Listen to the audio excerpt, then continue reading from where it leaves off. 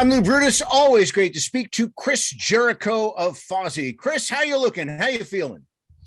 I feel good, man. Anytime I get a chance to see the face of Lou Brutus, I feel like I'm stepping into a warm, cozy bath with the bubbles and the scent of lavender. So it puts me in a very relaxed place. That's the effect you have on me, Lou. It's because, as Gene Simmons would say, Lou, you are a powerful and attractive man. As he'll say 55 times every interview. I heard him say it 10 times in a row in an airport to 10 different Right. people once. Here's the other Gene one. I start using big words like gymnasium. I've heard that one about 15 times too. Oh, look at Chris Jericho. So how have you been holding up through things? Good, man. I mean, we've been back on the road now with Fozzy and with AEW, and things have been going great. We actually were back overseas in December in the UK, and that was our biggest tour ever over there. All 12 shows were sold out, and it just really reemphasized the fact that people are just ready to go out and rock and roll again. So when we experienced that in the States in September, October, when we were out, and we're going back out again in April and May. And then every week we go out with AEW. So the crowds have been great. The people have been great. And I think everyone's finally accepting the fact that we can now go and be humans again and have fun gatherings with other people and listen to loud music, loud noise. As you were meeting up with fans, how many times did the conversation start with the words like, "This was the first show I've seen in 2 years. Thank you for coming"? No, we got a lot of that. And listen, that made me feel good because there was a lot of people where it was their first time, and we've never, we're a pirate ship. Like we're fearless. We will go out. If you're want us to come play and you feel that, you have the protocols, we were there. And we heard so many times of people saying, "Thank you so much. I didn't know if I was going to come. I'm so glad I came. I was so glad to be out of the house. This is the first time I've been away from my kids with my husband in a year and a half." We had so much of that, that it really makes you feel good because the shows were all great. But it was afterwards where people went, "Thank you for this." It helped our mental health, and that sort of a thing. And I think that's not just Fozzy. That's the power of music.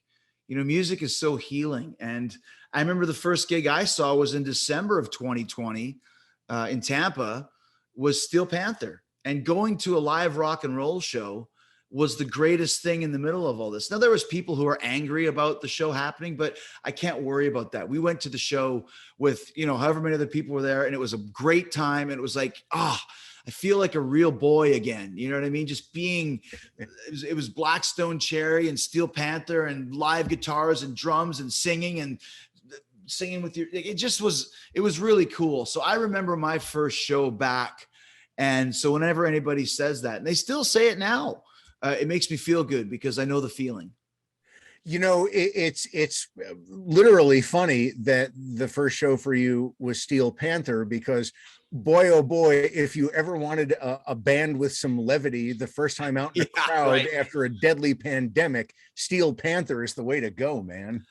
Well, yeah, and they had the chicks on stage and they had the whole deal, man. There was no worries there. So, and then it continued to get better and better and better. And it's funny because a lot of bands this past summer postponed their stadium shows. I know that Motley Crue did, and a couple other big tours postponed the stadiums to the next year. But then the Stones rolled through. They're like, "Hold My Beer," and the Stones just played like they rocked it, and that was cool too. Like, if Mick Jagger is 78, 79, and he's going on tour across the States, there's no other excuses. Let's go. Let's make this happen, I actually went to the opening night of that Stones tour. I was down in the photo pit shooting the band in St. Louis. So yeah, do you look at somebody like that and think, well, hell, if those guys can work at this into their 70s or 80s, why can't I? Well, I do look at that, but I also look at what are they putting into the show. Mick Jagger is not a freak of nature. Mick Jagger is showing you what you can be when you hit 80 years old, if you want it. The guy's in great shape. I mean, I tell you what, Lou, I am fortunate enough to know the Stones backstage crew, not the Stones themselves, but I was right up at the railing and Mick was right there. And if I was further back, you would think this is Mick at 50. Now, when you see him up close, you see he's older, but his moves, his dancing, his singing, his attitude, his vibe, all the Stones, Ronnie Wood was great. Keith was a little bit slower, but it's fucking Keith. You don't have to do anything. It's Keith Richards. So to see them, it really does. Once again, music is multi-generational, but you realize Mick is training hard for this. He's not lazy. None of these guys are lazy. They realize when they go on stage, they have a responsibility to suspend your sense of time. So when you see them and hear them, you go, okay, this is the Stones in 2022. But if you told me it was the Stones in 1982, I wouldn't argue with you. So that to me is inspiration in the fact they're still doing it and they're doing it at the highest of levels and they're doing it right. And they're doing it with responsibility and respect for their fans who are paying so much money to see them. And I will go see them as much as I can until the day that I can't do it anymore or they can't do it anymore. Well, you were talking to a man who, you know, traveled far to see them last year, who just got Paul McCartney tickets. I just got tickets for the Who. You know, listen, and I tell listeners, you know, for the show, it's primarily newer music and heavier music, but I'm like, listen, there's a reason why Elton John and Paul McCartney have careers that are 60 years long and they're playing stadiums. They're really good. So even if it's your parents or grandparents' music, go see them. These are extremely talented human beings. But you know what else, Lou? You know who else is going to be at Paul McCartney and is going to be at Elton John, is going to be at the Eagles besides me and you? Corey Taylor is going to be there. Absolutely. Slash is going to be there. You know, you're going to see a lot of guys that are huge main level, you know, rock and roll stars in this day and age that pay homage to the pioneers that are still putting on great shows and have written so many great songs. Like the Eagles are coming next week. And I was talking to my wife. I said, "Do you want to go?" She's like, "We don't know how much more the Eagles are going to tour." And she's like, "Who's even in the band?" And I was like, "Well, when Glenn Frey died, they brought in not one guy, but two. And one of them is Vince Gill." And rock guys might go, "Is that a country guy?" Vince Gill is a motherfucker of a guitar player. He's amazing. Yeah.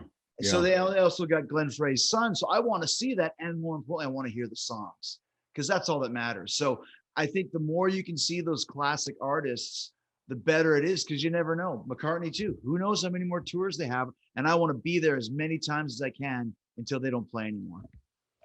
Very well put.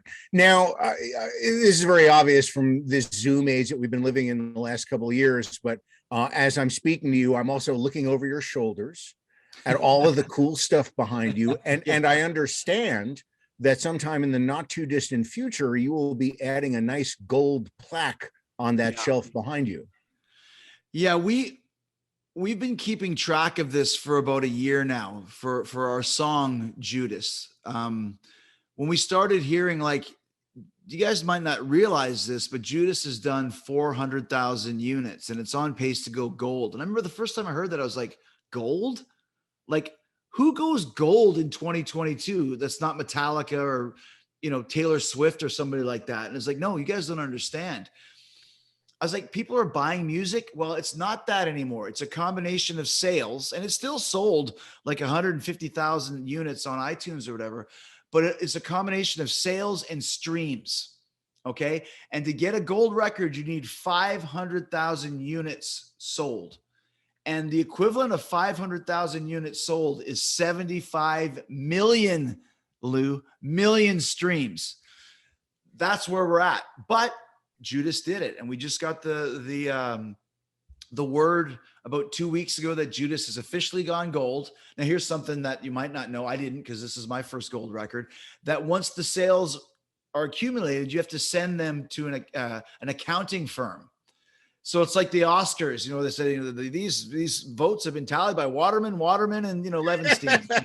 And they've decided that this, so they actually send you a form, a piece of paper that says, we here at Levinson and Whitehall have deemed that Judas by Fozzy has sold the equivalent of 500,000 units. And it was just like, oh my gosh, like what a huge day for us. Cause it's a dream come true, man.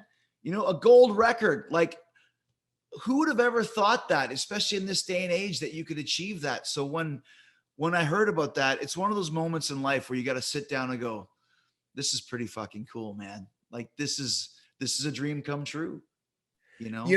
I wouldn't even wait for the gold record. I take that letter and I put that in a frame. Yeah, that should be behind your left shoulder now, It'll be there soon. It'll be there soon. But I mean, it's great because there's fans. I have one over here. A fan gave me like a faux Judas gold record. They made it for us, and it's in a nice frame, so you put up on the wall. It's kind of funny. But now I can take that one down and put up the real put up a legit gold record. And it's funny because PJ Farley is in our band, and he got a gold record when he was 18 with Trickster in 1990.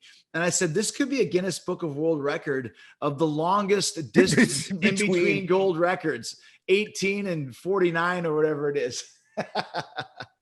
Well, that's all. Congratulations on that. Thank you so much, man. You're one of the hardest working people that I know a lot of people who work hard. You mentioned Corey before, right? And I know you guys are as thick as thieves as well. Yeah. He's another guy who just doesn't let up. But yeah, little bit of perseverance and some hard work, and you can still make amazing things happen in this world. Yeah, you really can. And the cool thing about Judas is right out of the gate, I don't know what it was, but the business is all timing. You know that, Lou, more than anybody. And for whatever reason, I remember when we did the video, someone said, how many views do you think it's going to get? And I remember our one video had like 2.5 million. That was the most. I said, well, if it gets to 3, I'll be happy. We had 1 million in six days, 1 million in 6 days. It was 1 million a week for the first 5 weeks. And I don't know why. Whatever reason, that song clicked right out of the get-go. And then I started hearing it at hockey games. I started hearing it at football games. And I started using it for my ring music in wrestling. And then it became a thing where in AEW, the fans started singing along with it. We made it part of the show, the Judas sing along. So all of those things contributed to more streams, more sales, and eventually a gold record. So there's many ways to do it. And that was one of the ways that really worked for us. And we're very, very excited about it and very proud of it. So what we're going to do is on our next tour, we're going to be in New York at the Irving Plaza, and we're going to do the gold record presentation that I remember seeing in Rat Wanted Man video. At the beginning, they gave them the gold records on stage, and chicks in bikinis gave them the gold records. And they're like, thanks. And here we are. I don't know if we're going to have chicks in bikinis handing us the record, but we're going to do that on stage in front of the fans, because I think that's the way it should be, because it's the fans, not to be cliched. If the fans didn't listen, we wouldn't have the gold record. It's like I can picture those sorts of ceremonies. I used to see them as a kid in Cream magazine, right, Kiss on stage at the Garden, getting their love gun plaques. Yeah, exactly. So, back to your persistence and hard work, I think maybe that can tie in a little bit. I haven't heard the song enough. I only listened to it 3 times so far. I Still Burn. Tell me what's behind that song, and is any of that sort of perseverance in your DNA baked into this song? It is. And the thing about I Still Burn, so I never realized how important rock radio is until we started getting played on rock radio. And we now have 5 consecutive top 10s in a row. And that started with Judas, because that was the elusive hit single. And then when Judas comes out, it didn't go to number 1, but it was our first top 10. It went to number 5. And then the next one is at 7. The next one's at 10. The next one's at 10. And then we put out the first song from this record, Nowhere to Run, that hit 10. Then the second one was Sane, which hit 8. But the one that I earmarked from the start to be what I consider to be Fozzy's best chance so far at a number 1 is I Still Burn, because Judas was a message that everybody could understand, but in a negative way, about betraying yourself. Everything I've ever loved, I've pushed them all away. Everyone I've ever loved, I've pushed them all away. Like, you're going to screw yourself. It's human nature. I Still Burn is the other side of the coin. It's my story. It's your story. It's anybody's story that ever had a dream and had the perseverance to follow through and had the fire burning inside of them, that burning to be better and to achieve the goals and to make the dreams come true. And that's basically what I Still Burn is about. And when we first wrote it, it was originally kind of like subtly wanting, the powers that be wanted it to be marketed almost as a Chris Jericho autobiographical song. And then the cover of the album, the cover of the thumbnail for the iTunes was going to be a picture of me, and the video was going to be based around me. And I was like, I don't like that, because it's not just my story. It's our story. It's everybody's story that ever had a dream. And for those that accomplished it, you're going to understand it. For those that didn't, you're going to understand it. And maybe by listening to this song, it'll give you the inspiration to try again. That's been my motto. So the song is based on my credo, which is never take no for an answer. If you think you can make it happen, don't give up. Don't let anybody tell you that you can't do something, because they're probably the ones that didn't do what they wanted to do. If you want to do something, go do it. I'm telling you, because I did it too. And I think that's the reason why I really like I Still Burn, not to mention the fact it's got a triple chorus to it like Judas did, 3 hooks that kind of stick in your brain. But it's the message of positivity that I think will resonate with people the same way that the message of not negativity, but it was much darker of Judas, and people really latched onto that. I think they'll do the same with I Still Burn. And I think with our track record, it's gonna be the one that's going to take it through and go all the way. Well, Chris, it's always great to speak to you, and I can't wait to see you out with Fozzy again this spring and summer. I appreciate it, Lou. It's always good to see you. And I know we have a podcast on the books. It's just, I had so many in a row, but we'll get something going, because you got a million stories to tell as well, and I want to hear them.